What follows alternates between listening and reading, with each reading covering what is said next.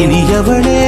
உனது இருவிழி முன் பழதச குவளையில் விழுந்த எறும்பின் நிலை எனது நிலை விலக விருப்பமில்லையே பூவே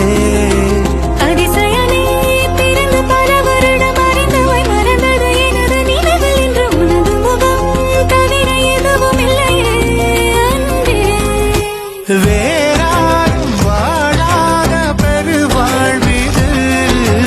நினைத்தாலே மனமெங்கும் மழை தூவுது